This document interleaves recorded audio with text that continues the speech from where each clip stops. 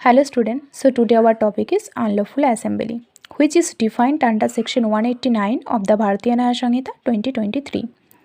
Actually, to constitute the offence unlawful assembly, the following three condition must coexist.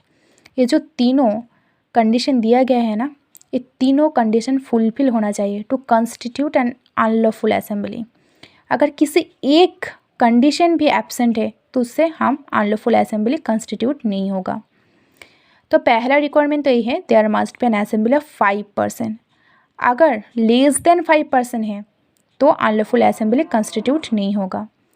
The assembly must have a common object and उस assembly का जितने भी person है या 5 या 5 से ज़्यादा पर्सन, तो उस सभी का ना एक कॉमन ऑब्जेक्ट होना चाहिए.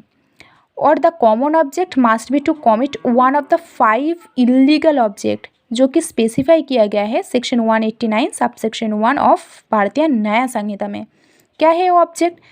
पहला ऑब्जेक्ट तो यही है, to overawe government by criminal force. अगर by showing of criminal force government को ओवर अवे कर रही है, ओवर अवे का मतलब होती है क्रिएशन ऑफ एप्रीहेंशन और fear.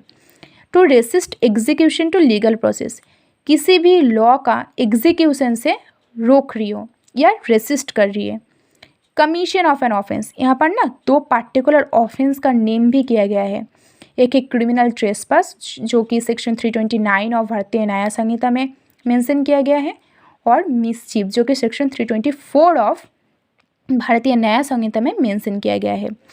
Forcible position and disposition, एक पर्सन जो कि लीगली एक लैंड या प्रॉपर्टी को पोजेस कर रही है लेकिन उसको डिस्पोज करके फोर्सफुली पोजेस किया गया है. या to compel to do illegal acts, किसी भी पर्सन को कंपेल किया जा रही है किस लिए? किसी भी एक पर्टिकुलर एक्ट करने के लिए जो कि वो एंटाइटल नहीं है करने के लिए, या उसको ओमिट कर रही हो आप जो कि एंटाइटल है उस पर्सन उस एक्ट करने के लिए. तो अगर एक किसी भी ऑब्जेक्ट 5 या 5 से ज़्यादा लोग असेंबली किया है तो उससे हम अनलॉफुल असेंबली कह सकती है.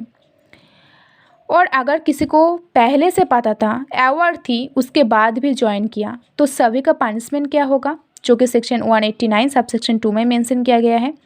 6 months का इम्प्रिजनमेंट ऑफ आइदर डिस्क्रिप्शन और विथ फाइन और विथ बोथ.